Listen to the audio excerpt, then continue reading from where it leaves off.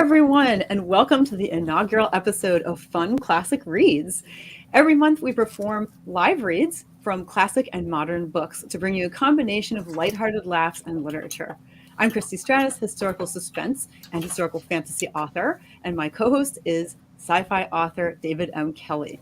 So this month, seeing as it's Valentine's Day tomorrow, Dave and I wanted to bring you one of the most loved romance stories in classic literature, which is Scenes from Pride and Prejudice by Jane Austen. So here to help us make this performance come alive are bestselling author D.C.Gomez and fantasy and sci-fi author Tim Niederriter. Thank you so much for being with us tonight. Hi. Thanks for having us. Hello. And hi to everyone in the chat. Thank you so much for being here. It's really exciting seeing you all here. We have A.F. Stewart. We have Richard H. Stevens, Hillary, hello, and we have Amber as well. So thank you so much for being here. And anybody else who happens to be watching, feel free to write in the chat. We love hearing from you. So let's just start out really quickly. First of all, you heard this is our inaugural episode. We're super excited about it. It's going to be approximately monthly, and every month we choose something else to read. It's a lot of fun, as you're going to see. If you can't already tell by all these fabulous, you see everything that's happening here. It's wonderful. So we are first, going to ask our guests to just introduce themselves. Hi, Caroline, excuse me, and tell us a little bit about what's going on with them. So let's start with you, DC. Thank you so much for being here. Hi, thank you so much for having me. I am so excited. I normally don't get this dressed up to go on any show. So this is like, please don't fall off my head, whatever you are. So thank you again. I'm D.C.Gomez. Thank you, David. Thank you, Christy, for having me. Once again, a pleasure. I do a little bit of multi-genre. I do a little bit of fantasy, urban fantasy. I can do anything from devotionals to children's books. So I tend to rotate a little bit of all sorts of things. So what am I working on now? My goal is I have 2 books that really need to come out this year that has been pending. So I have my 3rd Cat Lenny special coming out, and hopefully my closing book for my Trader urban fantasy. So it should be interesting. Hey. I know. Yeah. Let's see if I get this all done. So that's the goal. Fantastic. Awesome. There's always lots to look forward to from you. There's, D.C.Gomez is prolific and she writes many different genres. So there's a lot you can look for from her. So, and then Tim, also thank you so much for being here. Tell us a little bit about yourself as well and what you're working on. So I've recently moved back to full-time writing. So I'm still wearing the uniform from the old job tonight, but whatever. That I was just a black t-shirt and shorts. But no, my full-time writing job is how I'm approaching it anyway. And I'm writing the Iron Dragon series right now. So I just came out with book 3 at the end of January. Yeah. And, wow, excellent. And I should have the next one out hopefully by next Wednesday. So wow. They're short books. They're short books, they're 40,000 word books. So a little bit on the edge of novella and novel. But I'm trying to get a couple out every month until I succeed or fail. Oh, and I got my podcast back because I took that off the air. Or not off. It was the archive is still up, but I stopped making new ones because of my gig was too early in the morning for me to record ever again. It seemed, but I was optimistic, and so now I've got it back. That's alive after reading, and that's on my website. So nice. Got a couple new episodes up already. Seems like a full-time writer really suits you. You're doing really well with it so far. That's great. I hope. Yeah, I mean, my bank account doesn't agree, but it's okay. It's coming. Yeah, you just got to catch up, really. Yeah. Fantastic. It's a long game for sure. It is. It's been less than a month so far, so I can be patient-ish. Somewhat. David, what are you up to these days? Well, I'm still working on my next novel, which is still a secret, and I'm still not telling anybody about it. So no more information there. In terms of other things that I've got going on, this month I am planning to release my Joe Ballon prequel novella, as an ebook and print So that will be coming out hopefully by the end of this month as a new release for people to buy, or you can sign up for my newsletter and get it for free. Nice. What about you, Christie? What's going on for you? For me, I am still writing Prohibited Magic, and I'm publishing it now. Instead of having I decided to change instead of doing every Monday trying to publish, because I ran into a time. That's really nice, Amber. Instead of, I ran into a time where I was just super, super busy. And so I wasn't able to write as much as I needed to. Now I'm just publishing episodes as they're done. So I'm not going to wait until Monday anymore. I'm just going to publish them whenever they're finished. So I think we're up to episode 26 at this point, which is great. I'm really, Wow. really rolling along. I think it's somewhere up in the 60,000 word range at this point, and we still have a good amount to go. So that's great. And I'm very shortly on Kindle Vella going to be publishing a horror anthology, which is actually 4 horror short stories that I had published on Patreon only.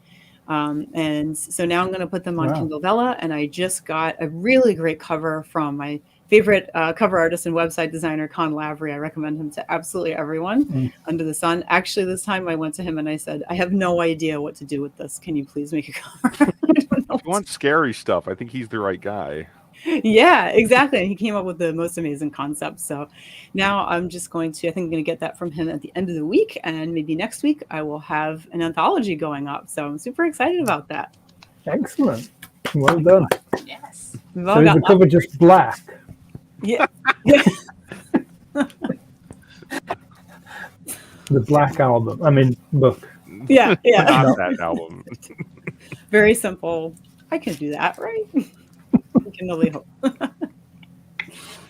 So fantastic. All right. Now that we've gone through what we're all doing, let's get started with the show if everyone is ready, unless anybody has anything else to add to that. Are we good to go? Sure. I think so. And I realized I'm straight on the way. I'm in the wrong costume. David is only playing about 16 characters tonight, so we're letting him off on and off easy. the stage. You got this. Yeah.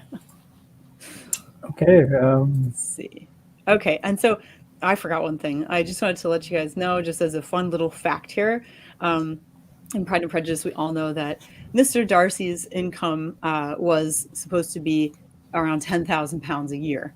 And so that was back in like 1813, around then. And just so you know, we all know that he's rich, but what does that mean? So £10,000 back then, today would be £870,000 a year. So this is why. So that's around about $1.2 million. Yeah. So it's quite a lot of money, obviously, which is makes them very appealing to anyone back then, especially a family that doesn't have as much money. So in case you were wondering just how rich he is, that's about how rich he is. Very, very rich. He's a millionaire. And with that, we head back into 1813, around 1813. Okay.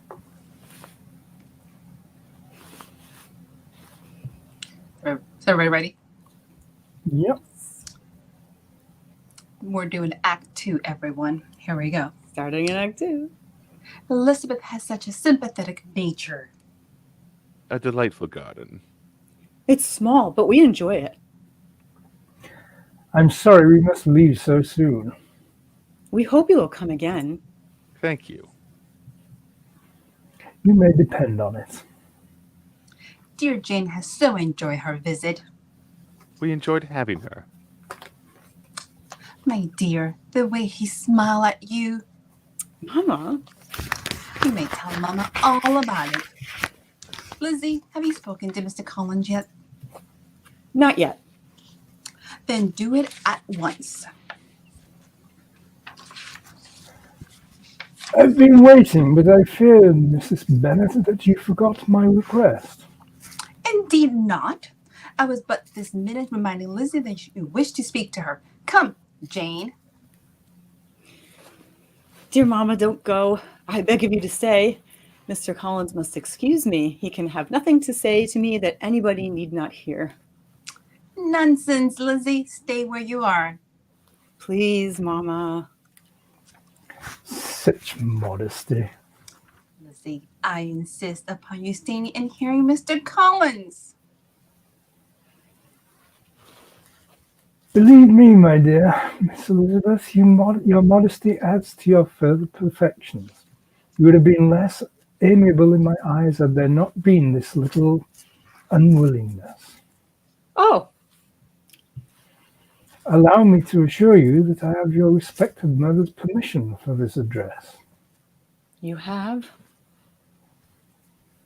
Almost as soon as I entered this house, I singled you out as the companion of my future life. But before I let my feelings run away with me, I will state my position. First, I think it is the right thing for a clergyman to set the example of matrimony in his parish. Secondly, as it will add greatly to my happiness.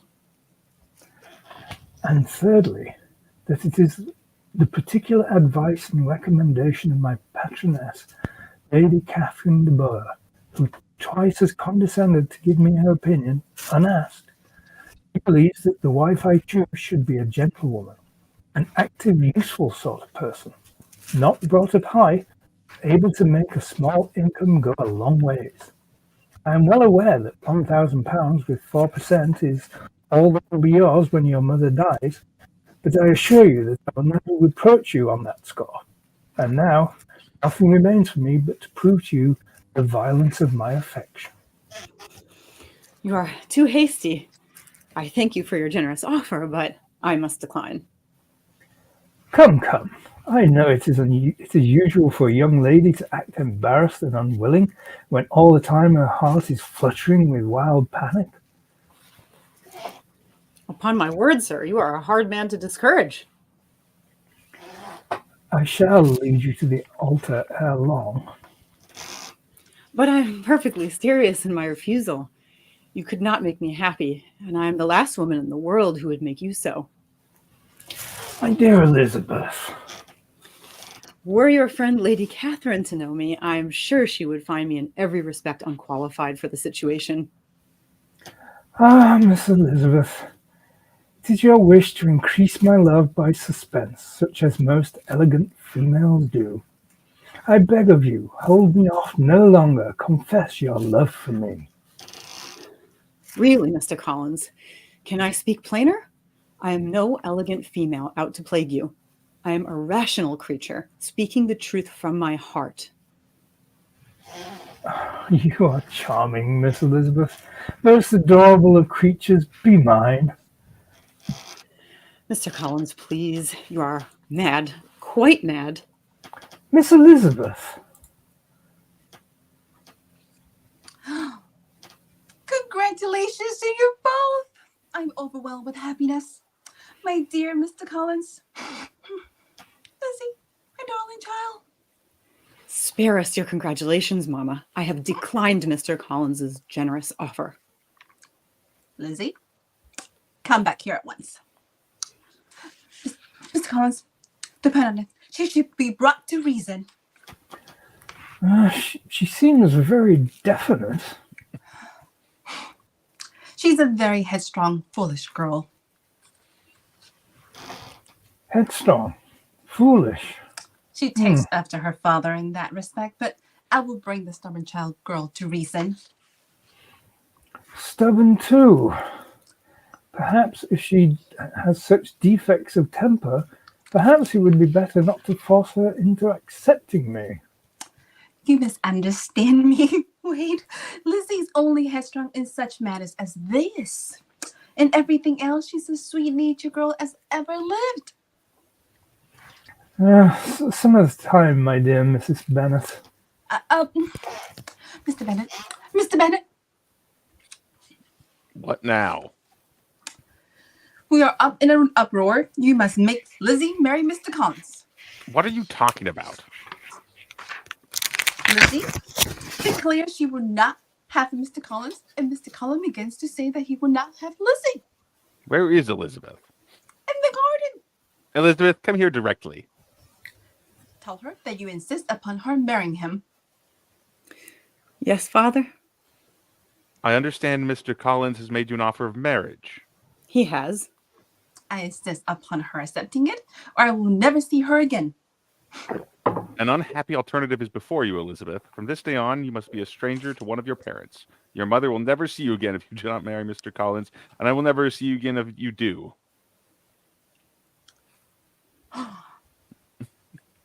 And at this time, the curtain closes. Yes. I'm going to try not to choke myself, everyone. Curtain. Curtain closing.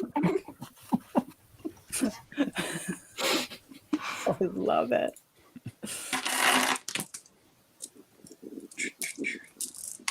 Oh, the pearls are coming out. Here we go. I love the costume change.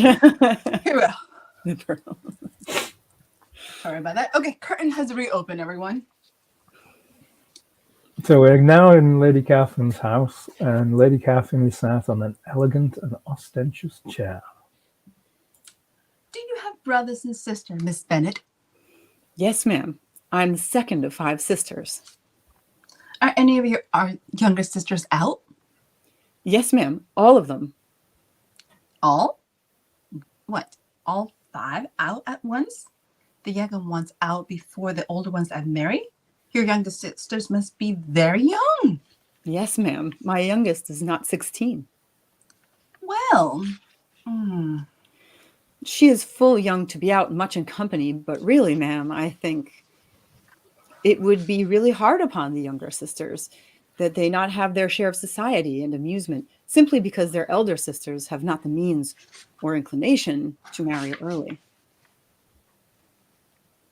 Sir William, wouldn't you agree? Well, upon my word, you give your opinion very decisively for such a young person. Pray, what is your age? With 3 younger sisters grown up, your ladyship can hardly expect me to own it. Miss Bennet, you cannot be more than 20, I'm sure. Therefore, there is no need to conceal your age. I am not 21. Miss Collins, I did tell you of Miss Lady Beckwell of Collingsme on yesterday to thank me for sending her Miss Pope. Lady Catherine, she said, you have given me a treasure. Yes, yes. I see you have a pianoforte. Yes, your perception is acute. May I impose upon you to allow me to play? Do you play? Well then, yes, do pray. It is available to you. Yes, let's hear it.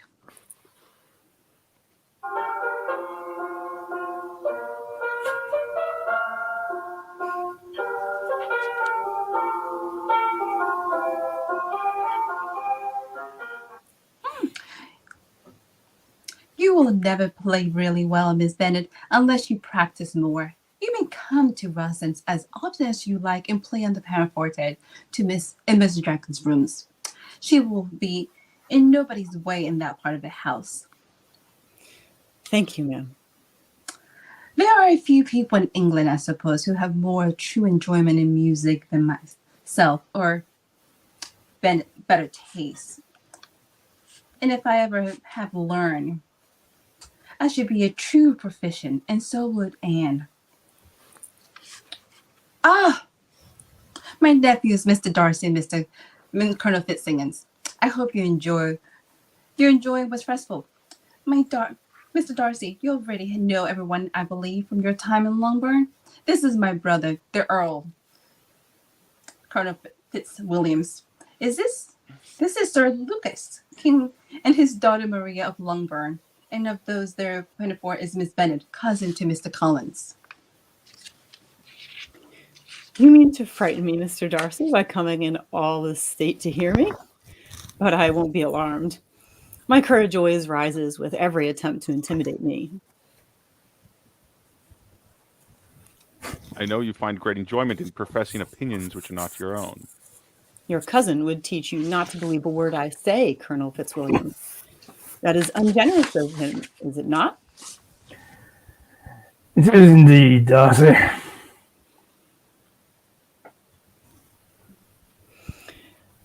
In politics, too.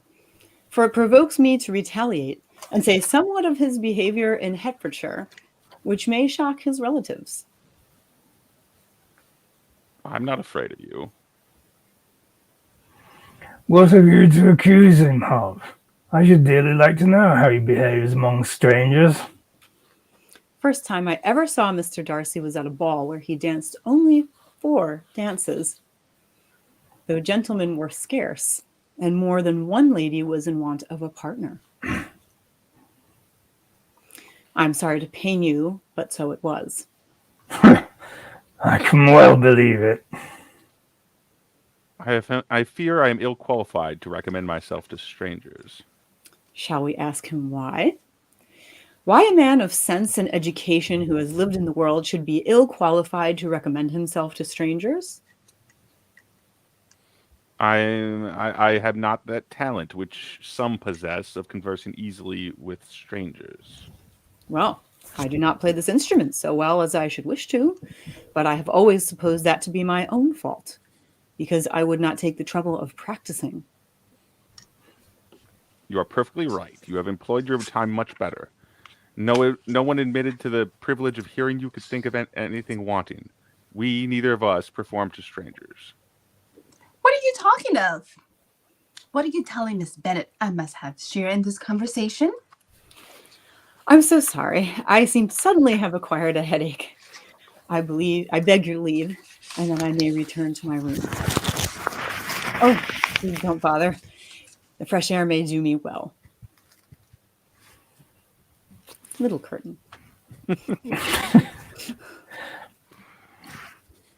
Cousin Elizabeth, Mrs. Collins. Mr. Darcy has vouchsafed us the greatest honour.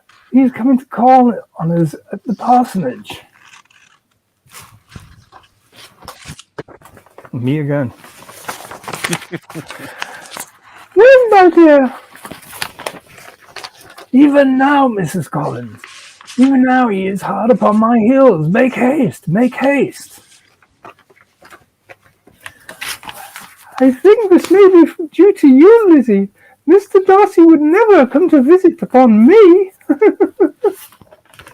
You are mistaken, Charlotte, for I know he dislikes me as much as I do him. Oh, he has arrived.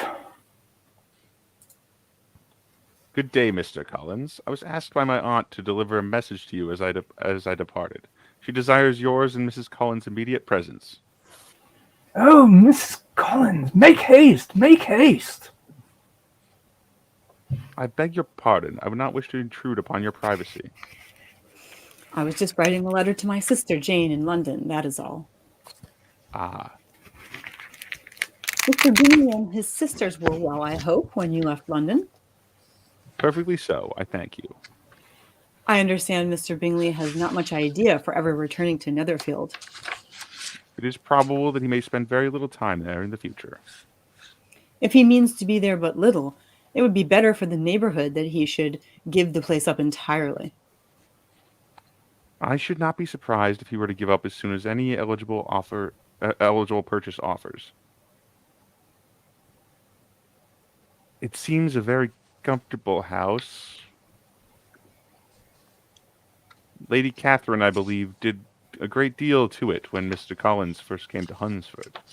I believe she did. I'm sure she could not have bestowed her kindness on a more grateful recipient. Mr. Collins appears extremely fortunate in his choice of wife. Yes, indeed he is.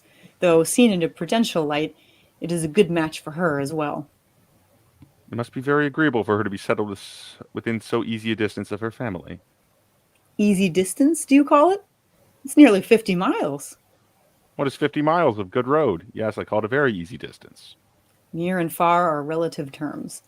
It is possible for a woman to be settled too near her family. Yes, exactly. You would not wish to be always up near Longbourn, I think. I shall trespass on your time no longer. Please convey my regards to Mrs. Collins and her sister. No, please don't trouble yourself. In vain I have struggled. It will not do. My feelings will not be repressed. You must allow me to tell you how ardently I admire and love you. In declaring myself thus, I am fully aware that I will be going expressly against the wishes of my family, my friends, and I hardly need add my own better judgment. The relative situation of our families is such that any alliance between us must be regarded as a highly reprehensible connection. Indeed, as a rational man, I cannot but regard it as such myself, but it cannot be helped. Almost from the earliest moments of our acquaintance, I have come to feel for you a passionate admiration and regard, which, despite all my struggles, has overcome every rational objection, and I beg you most fervently to relieve my suffering and consent to be my wife. In such cases as these, I believe the established mode is to express a sense of obligation, but I cannot. I have never desired your good opinion, and you have certainly bestowed it most unwillingly. I am sorry to cause pain to anyone, but it was most unconsciously done, and I hope will be of short duration. And this is all the reply I am to expect? I might wonder why, with so little effort at civility, I am rejected. And I might wonder why, with so evident a desire to offend and insult me, you chose to tell me that you like me against your will, against your reason, and even against your character. Was this not some excuse for incivility if I was uncivil? I have every reason in the world to think ill of you. Do you think any consideration would tempt me to accept the man who's been the means of ruining the happiness of my most beloved sister? Can you deny that you have done it? I have no wish to deny it. I did everything in my power to separate my friend from your sister, and I rejoice in my success. Towards him I have been kinder than towards myself. But it is not merely that on which my dislike of you is founded. Long before it had taken place, my dislike of you was decided when I heard Mr. Wickham's story of your dealings with him. How can you defend yourself on that subject? And you take an eager interest in that gentleman's concerns? Who that knows what his misfortunes have been could help feeling an interest in him? His misfortunes. Yes, his misfortunes have been great indeed. And of your affliction? You have reduced him to this present state of poverty, and yet you can treat his misfortunes with contempt and ridicule. And that is your opinion of me? My faults by this calculation are heavy indeed. But perhaps these offenses might have been overlooked, had not your pride been hurt by the honest confession of the scruples which had long prevented my forming any serious design on you. Had I concealed my struggles and flattered you, but disguise every sort of is my abhorrence. Nor am I ashamed of the feelings I related. They were natural and just. Did you expect me to rejoice in the inferiority of your connections? To congratulate myself on the hope of a relationship whose condition in life is so decidedly below my own? You're mistaken, Mr. Darcy.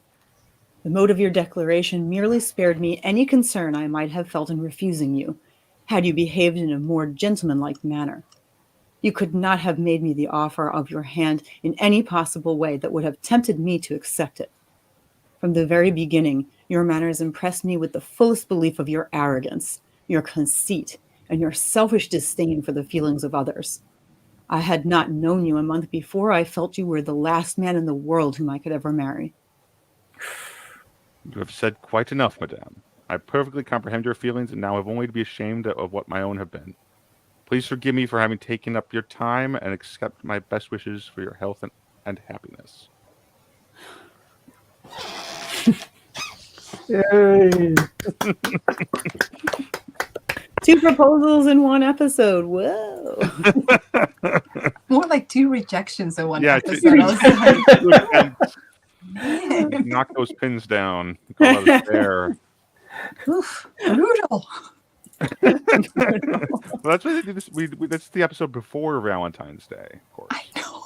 Yeah, the rejections come now, and then Valentine's Day is the love. So there you go. Tim. We don't do that one. Great way of looking at it, because I'm like, how is this Valentine's? Because David, you did. I love when you do women in general, but this was, yes, it was. Putting on the bonnet, yes, and everything. I love the talking to yourself back and forth. You nailed it. I was like, yes, Yeah. you got That was actually One man really good. show, one human show. That bonnet was a lot of work. I couldn't actually find any kind of pattern for a bonnet anywhere. And I was looking at them and I'm thinking, well, that can't be that hard to make. I mean, it's only a bit of a tube with a friggin' thing on it. So I started marking it out, and then I printed it out and it came out all the wrong size. And like, you couldn't see me when I put it on. It was like, what was that character in Spaceballs? You know, the Darth Vader character? Dark Helmet, yeah. Yeah, it was like that. It was just like completely covering my You can't entire breathe in face. there. Yeah. It's funny. I would say me and Christy were talking a bit earlier today. It's like it's kind of weird how when you look at Pride and Prejudice, everything is all about money. It's like there's not really any romance there. It's like it's all kind of like, oh well, he's very attractive because he's got a big bundle of money, you know. Sort of thing.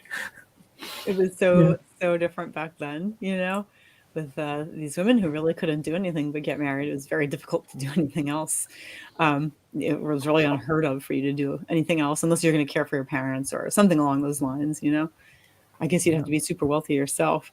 But yeah, exactly. It's always like he's super attractive. He has millions of dollars. Oh, that guy's, you know, he can be good looking, but if he has like so little money that he's taking in, he's not so attractive. No, we don't want him. Suddenly he's looking like he drops a few points. Yes. Yeah. Exactly. Maybe many points. That's right. That's right. But yeah, the book even starts with money, right? Because it's starts talking about the father, Mr. Bennett. If I recall, it starts with him, I believe. Yeah, you're probably right. Yeah. Yeah, A.F. Stewart, either married or a governess. That's it. Governess. Yes, definitely. Yeah, because the first line is that what is it? A single man being in possession of a large fortune must be in need of a wife. Oh, okay, yeah. And That's then we go it. to Yeah. Mr. Bennett. He's early on in this story. I remember he's like on the first page. They start talking about Mr. Bennett, or Jane does. Yeah. Mm-hmm. Yeah. Oh. That was fun. Thank you. That was everybody. very fun. Thank you both welcome. so much. That was really wonderful. Thank you for having us. It was a blast. I'm going to downsize my gear. Not going to pretend it doesn't look good on you because it actually looks really good on you. Thank you. I was like, oh, this stuff hanging from my face right now. Let's move right.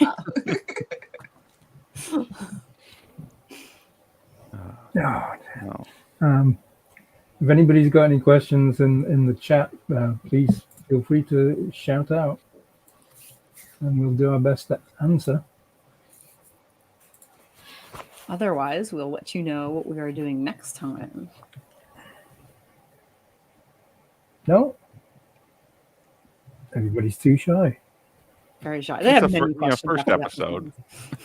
This first one, I mean, I know. They're not used to it. I guess, yeah, I suppose. Maybe not. So what are you guys planning to do next time? Because now I'm curious. What's coming up? Well, that's an interesting thing. So next month we are going to read from the front page, which is actually a play, but we're actually doing the movie version, which was His Girl Friday, with Cary Grant. And it's a screwball comedy set in the newspaper world with a newspaper editor who's desperate to stop his best reporter from going away and getting married. And she also happens to be his ex-wife. So sounds like there's some drama and comedy there. Yeah. There's some seriously good wicked stuff in there. We'll pick out the wickedest for you. Yeah. There's a question from sorry, no, I missed it. That one. Hillary's asking, does any of us have a favorite TV or movie Jane Austen adaptation? So I was recently informed, because I never thought about it, that Clueless is actually a Jane Austen adaptation, and I didn't know that. I was like, what? They're like, if you think about it, like, that movie's based on her characters. And I was like, huh, who would have thought? So if you look at Clueless, you can look at it from that perspective, because I didn't know. No, I haven't heard that. That's really interesting. I really liked, there's Emma, I think it was, I want to say it was BBC miniseries. And that was really, really good. It was years ago, so I can't remember the names, of the actors and actresses anymore.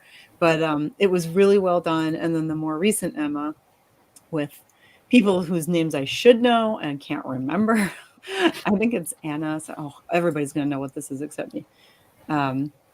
But anyway, the more recent adaptation of Emma was very good, and it was a beautiful one. They had gorgeous costumes. The colors were probably a little bit, some of it wasn't like dead on with the historical accuracy, but most people aren't going to know that anyway.